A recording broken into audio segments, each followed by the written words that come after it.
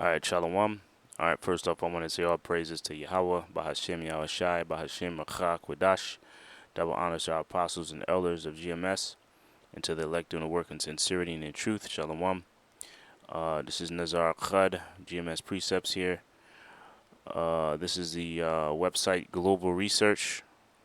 Good website, has a lot of good articles here. And I want to go over this article here. It says, The Spoils of War, Afghanistan's multi-billion-dollar heroin trade. Washington's hidden agenda, restore the drug trade. So, this is a pretty good article. I'll read a little bit of it, but it basically explains ever since America went into Afghanistan, the opioid production has went up. Ever since 2001, it's been going up and up and up. Here's a graph right here. I'll just scroll down to it. Figure 1: opium poppy cultivation in Afghanistan. Now, if you don't know, the main ingredient in these pharmaceutical drugs is opium, okay, which is produced by what's called a poppy seed, which is pictured here. Let me read this. First published in 2005. Okay, so this is an article from 2005. It was updated in January 2015, April 2017. The U.S. opioid crisis, because that's what we have here. They call the opioid crisis in America.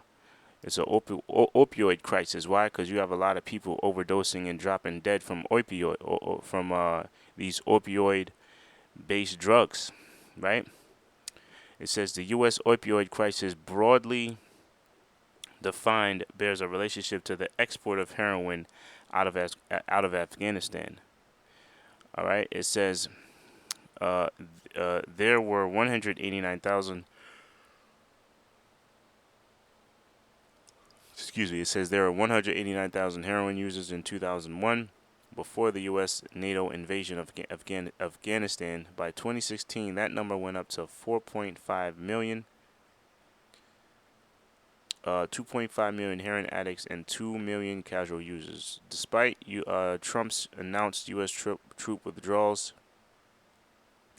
the Afghan opium trade continues to be protected by U.S. NATO occupation forces on behalf of powerful financial interests. Afghanistan's opium economy is a multi-billion-dollar operation which feeds the surge of the U.S. heroin market, which is currently the object of debate and public concern. It should be noted that the relationship between the surge in Afghanistan opium production and the U.S. opioid crisis is more complex. I just want to go to the important parts.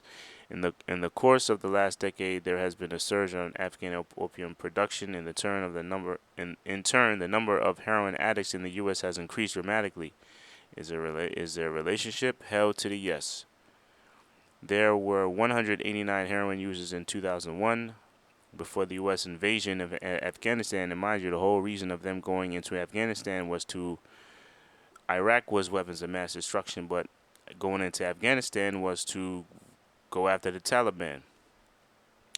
It says now there are 189 heroin users in 2016 before they went into Afghanistan, but by 2016 that number went up to 4.5 million.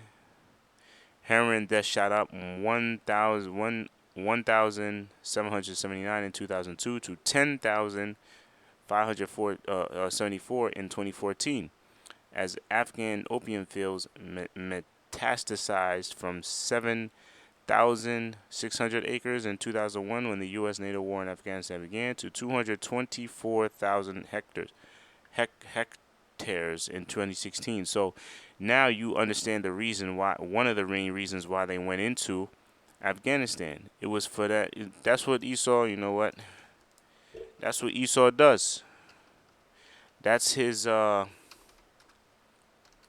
his MO. They call it, right? Excuse me. John 10. This is how you know who the devil is. This is St. John 10:10. The thief cometh not, but for to steal and to kill and to destroy. That's what Esau does. Esau is the thief. Esau is the biggest thief on the planet Earth. He's the biggest thief that walked the face of the earth. He not only steals people, he not only steals natural resources, he steals your damn heritage, man. He stole the heritage. He stole the heritage of the Israelites. He said that they're the Jews. That's why they try to implant themselves over there in 1948 by way of Balfour Declaration and try to claim that land as theirs. Try to claim that heritage as theirs. Okay? Esau is the first identity thief, man. Okay? Not only he steals that, he steals your natural resources. Okay? All right? And that's what he's doing in this situation. This is the reason why he went into that Afghanistan province or war. That's why he went into Afghanistan, to steal their natural resources. So let's go down to the graph. I think I read enough of this article. I'll put the article in the description. You can read it. It's a good read. A lot of data, a lot of facts in here. But let's look at the graph, which I just pointed out. Now, in 2001, now you see the dip here in 2001. If there's a dip here in 2001, because I think it's right here. Here it is. In 2001, the Taliban government, in collaboration with the United Nations, had imposed a successful ban on poppy cultivation. Opium production declined by more than 90% in 2001. In fact, the surge of opium cultivation produced coincided with the onslaught of the U.S.-led military operation and the downfall of the Taliban regime. From October through December 2001, farmers started to replant poppy on an extensive basis. Okay, so it's saying here that it was the dip in opium production or cultivation was a result of was a result of the Taliban government in collaboration with the UN or United Nations to try to fight against the production of opium or poppy cultivation, right? But after 2001, you can see the increase. 2002, look at that big increase right here. 2002, 2003, so on and so on, and you fast forward to 2016, you imagine what it is now, because there's still deaths. There's still deaths related. That's better. There's still deaths related from opioid or opium drugs or opium-based drugs, right? All right, let me get up out of here. Okay, so I want to get this article here. Look at this. This is from Detroit News. It says UN reports vastly higher opioid usage, record cocaine production. Okay, matter of fact, let me Google something here. Opioid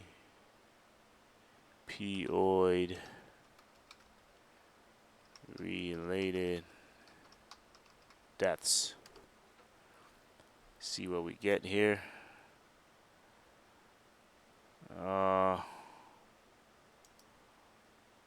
See what we get up in here. The unintentional intoxication that's occurring in Maryland. See. I don't want that. I want opium. Give me 1 second here.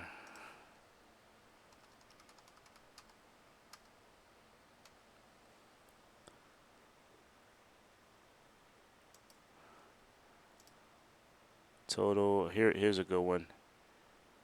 Okay, this is a total number. This is total RX opioids or prescription opioids, synthetic opioids, and heroin.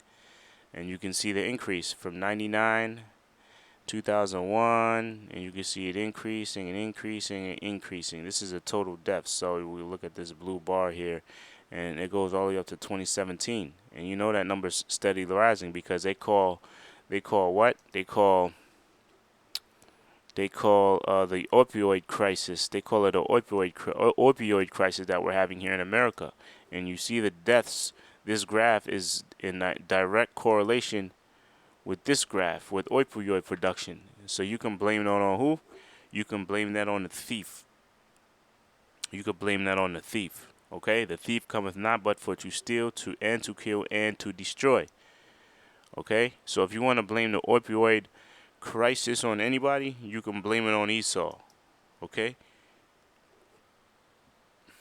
and them being over there in Afghanistan. Now you understand the real reason why they're over there. Okay, all right. So I just wanted to bring that article out and bring that point out.